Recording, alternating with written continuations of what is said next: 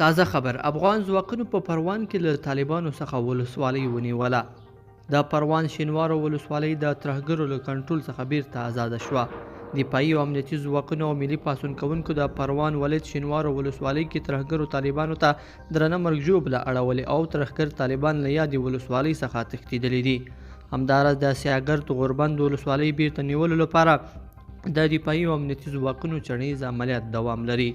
بلخوا بغلان کې د طالبانو یو قومندان په ګډون د 18 ترهګرو وژل کېدل. ملي دفاع وزارت وایي نن وروسته له غرمې افغان هوایي ځواکونو د بغلان ولایت دوشي ولسوالۍ قلیګي او ولسوالۍ مرکز اړوند سیمه کې د ترهګرو طالبانو غونډه په نښه کړه چې په پایله کې د طالبانو یو قومندان خالد مشهور په مومن په ګډون 18 طالبان وژل شوي او نورې سخت ټپیان کړي دي. همداراز د دښمن یوه اندازه وسلې مهمات او تجهیزات هم له منځه وړل شوي دي. بلخوا کندوز کې 13 طالبان وژل شوي دي.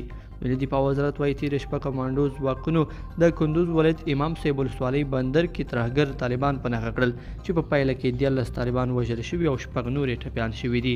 لیدونکو په دې هیله چې دا مطلب به مو تر پایه لیدلی وي. که مو دغه ویډیو خوښ شوی ویډیو لایک کړئ او چینل سبسکرایب کړئ. تر بیا ښه وخت.